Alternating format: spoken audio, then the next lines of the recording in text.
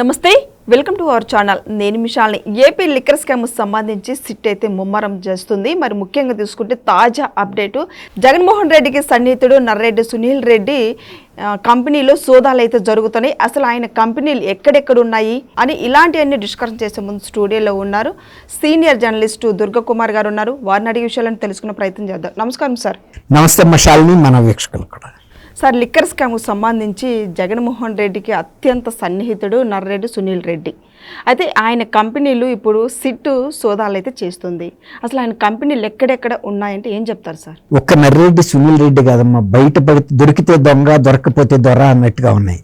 ఇప్పుడు ఒకదానికి వెళ్తే ఇంకొకటి దొరికినట్టుగా మొన్న ఈ మధ్య శివిరెడ్డి మోహిత్ రెడ్డికి, తర్వాత చెవిరెడ్డి భాస్కర్ రెడ్డికి సంబంధించి ఈ కేసుకి దర్యాప్తు చేయడానికి తిరుపతి వెళ్ళినప్పుడు అక్కడ బయటపడిన అంశాలు, సజ్జల భార్గవ రెడ్డికి కూడా దీంట్లో ట్రాన్స్పోర్ట్తో సంబంధం ఉంది, అనేక కంపెనీల్లో అతను భాగస్వామిగా ఉన్నాడు, ఆ డబ్బులు కూడా వీళ్ళ ద్వారా కూడా రూటింగ్ అయినాయి అనేది బయటకు వచ్చింది. దాంతో సజ్జల రామకృష్ణారెడ్డి బయటపడి అసలు ఎన్ని అక్రమ కేసులు అని, అక్రమ కేసులు అనటానికి సిట్ వాళ్ళు దర్యాప్తు ఈయన కోసం వెళ్ళలేదు, వాళ్ళు వాళ్ళ రెగ్యులర్ దర్యాప్తులో భాగంగా వెళ్ళారు శివరెడ్డి భాస్కర్ రెడ్డి మోహిత్ రెడ్డికి సంబంధించి. అక్కడ ఆ డాక్యుమెంట్లు బయటపడటం సిట్ వాళ్ళ తప్ప, వాళ్ళ తప్ప? వాళ్ళకి సంబంధం లేకపోతే ఆయనకి సంబంధించిన భాగస్వామ్య కంపెనీలు, దానికి ఆయన చెప్పింది ఏంటంటే అసలు ఆ కంపెనీకి అకౌంట్ లేదన్నాడు. అకౌంట్ ఉండకపోవచ్చు, ఎందుకంటే ఇది నగదు రూపంలో మాత్రమే జరిగినాయి, ఎక్కడ కూడా డిజిటల్ బిజినెస్ జరగల. అది ఇంకో ప్రూఫ్ ఏంటంటే ఇంత భారీ కంపెనీలు 200 కోట్ల రూపాయలు రాక ట్రాన్స్పోర్ట్ రూపంలో వాళ్ళు తీసుకున్నారని చెప్తున్నారు, కానీ దానికి కంపెనీకి అకౌంట్ లేదంటే పూర్తిగా నగదు రూపంలో జరిగిందని మనం నమ్మాల్సి వస్తుంది, సిట్ అయినా కూడా నమ్మాల్సి వస్తుంది. ఇక దానికి సంబంధించిన ఆధారాలు వాళ్ళు సేకరిస్తారు. ఇది ప్రధానమంత్రి మోడీ గారు అన్నట్టు ఇది ఒక జాతీయ స్థాయి కుంభకోణం అని, ఈ తవ్వుతున్న కొద్దీ సింగరేణి బొగ్గు గనుల్లాగా లోతుకి వెళ్తున్నాయి, ఓపెన్ కాస్ట్ మైనింగ్ లాగా ఉంది ఇక్కడ పరిస్థితి. ఇంకా ఎంతమంది బయటకు వస్తారో కూడా తెలియదు.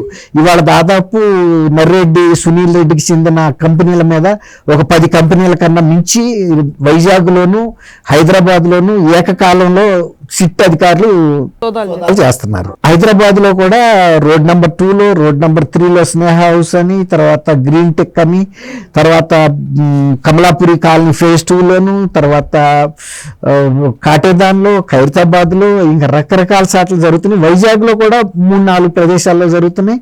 ఒక్కొక్క కంపెనీలో బినామీగా ఇంకా ఇతర కంపెనీలకు సంబంధించిన డాక్యుమెంట్లు కూడా అక్కడ దొరుకుతున్నాయి. ఇంకా పూర్తి వివరాలు బయటకు రాలేదు. అయితే ఈ బయటకు వచ్చిన తర్వాత మళ్ళీ ఇంకా దీనికి సంబంధించి ఎవరెవరు లింకులు ఉన్నాయి, అసలు వీళ్ళు ఎంత అమౌంట్ని రూటింగ్ అంటే ఎక్కడెక్కడికి తరలించడంలో వీళ్ళు సహాయపడ్డారు, లేకపోతే వీళ్ళు డిస్టిలరీస్ నుంచి డబ్బులు తీసుకున్నారా, లేకపోతే ట్రాన్స్పోర్టర్స్గా పనిచేశారా, లేకపోతే ఈ డబ్బులు తీసుకెళ్ళి బినామీల కంపెనీల్లో పెట్టడానికి వీళ్ళని మధ్యవర్తులుగా వ్యవహరించారా, మనం ఏం చెప్పలేం. ఇంకోటి ఏంటంటే ఈ డబ్బుల్ని ఇతర దేశాల్లో పెట్టుబడులు పెట్టడానికి కూడా వీళ్ళ కంపెనీ పరపతిని ఉపయోగించి, అకౌంట్లను ఉపయోగించి, ఇప్పుడు ఆఫ్రికాలో 3 దేశాల్లో బిజినెస్లు పెట్టడానికి సర్వం సన్నద్ధం చేసుకున్నారని చెప్తున్నారు. దుబాయ్లో ఉన్నాయి, ఇంకా ఎన్ని దేశాల్లో ఉందో కూడా తెలియదు. అయితే ఇంకోటి ఏంటంటే ఎన్ఫోర్స్మెంట్ డైరెక్టరేట్, కేంద్ర దర్యాప్తు సంస్థ కూడా రంగంలోకి ఎంటర్ అవుతా అంటున్నారు. ఎందుకంటే ఇంత భారీ మొత్తంలో విదేశాలకి తరలిన కుంభకోణం డబ్బుల్ని తవ్వి తీయాలంటే ఈడీ వాళ్ళకు ఉండాల్సిందే. అక్కడ తమిళనాడులోనే 1000 కోట్ల కుంభకోణానికే ఈడీ టేకప్ చేసింది, అది కూడా మధ్య కుంభకోణమే. కాబట్టి ఢిల్లీలో కూడా 100 కోట్ల 150 కోట్ల కుంభకోణానికి ముఖ్యమంత్రి, ఉప ముఖ్యమంత్రి, ఇక్కడ బీఆర్ఎస్ మన కవిత వీళ్ళందరూ కూడా అరెస్ట్ అవటం, దాదాపు ఆయన సిసోడియా ఉప ముఖ్యమంత్రిగా ఉండి కూడా 1 సంవత్సరం పాటు జైల్లో ఉండాల్సి వచ్చింది. ముఖ్యమంత్రి అరవింద్ కేజ్రీవాల్ కూడా జైల్లో ఉన్నాడు. పార్టీ కూడా ఓడిపోవటానికి కారణం కూడా అది కుంభకోణంలో ఇరుక్కోవటం.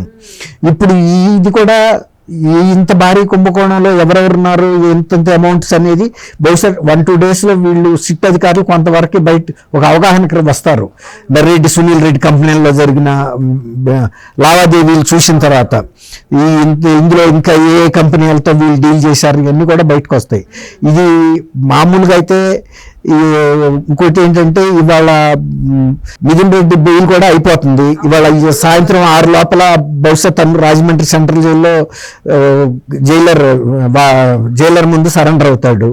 తర్వాత ఇది ఇట్లా ఉండగా ఈయన కృష్ణమోహన్ రెడ్డి, గోవిందప్ప బాలాజీ అండ్ ధనంజయ రెడ్డిల బెయిల్ పిటిషన్ల మీద కూడా డిఫాల్ట్ బెయిల్ని ఛాలెంజ్ చేస్తుంది సిట్ హైకోర్టులో. దాని మీద కూడా తీవ్రమైనటువంటి విచారణ జరుగుతుంది. ఎక్కువ శాతం న్యాయ నిపుణులు చెప్పేది ఆ బెయిల్ నిలబడదని, రద్దు చేస్తారని. ఎందుకంటే కింద ఏసీబీ కోర్టు ఇచ్చిన బెయిల్ కరెక్ట్గా, అంటే కేసు పూర్వాపరాలని పూర్తిగా అవగాహన చేసుకోలేదు.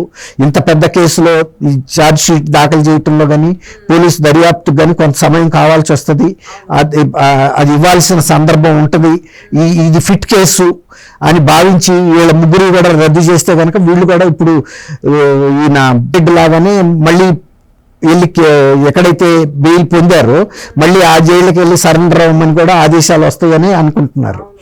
రాజకీయ సర్కిల్స్ లోను న్యాయ సర్కిల్స్ లో కూడా అదే వినపడుతుంది. ఇటు రాయలసీమలో కూడా చిత్తూరు జిల్లా కూడా కొత్త పేర్లు వెలుగులోకి వచ్చే అవకాశం ఉంది. అంబటి రాంబాబు మీద కూడా ఇప్పుడు లిక్కర్ స్కామ్ సంబంధించి వివరాలు అయితే బయటకు వస్తున్నాయి. మరి ముఖ్యంగా చూసుకుంటే సజ్జల భార్గవరెడ్డి, మోహిత్ రెడ్డి, ఇంకా వీళ్ళ పేర్లు కాకుండా ఇంకా వచ్చే పేర్లు అవకాశం ఉందంటారు, ఏమంటారు? ఖచ్చితంగా ఇప్పుడు నర్రెడ్డి, సునీల్ రెడ్డి కంపెనీల మీద జరుగుతున్న దాడులతో ఇంకా కొంతమంది ఎవరెవరికి లింకులు ఉన్నాయి, ఏ కంపెనీలకి లింకులు ఉన్నాయి, వీళ్ళు డబ్బుల్ని ఏ దేశాలకు పంపడంలో సహాయపడ్డారు, లేకపోతే ఏ కంపెనీలకి ట్రాన్స్ఫర్ చేయడానికి హెల్ప్ చేశారు, తర్వాత అసలు ఈ లిక్కర్ కుంభకోణం నుంచి వీళ్ళకి ఏ రూపాయల్లో డబ్బులు ఎప్పుడెప్పుడు ఎంత అందినాయి, ఇవన్నీ కూడా బయటకు వస్తాయి. ఇప్పుడు ఎంత వీళ్ళు నగదు రూపంలోనే చేసినప్పటికీ కూడా వాటిని విదేశాలకు పంపాలన్నా ఇతర కంపెనీలకు పంపాలన్నా కొంతలో కొంతైనా డిజిటల్ రూపంలో పంపక తప్పదు.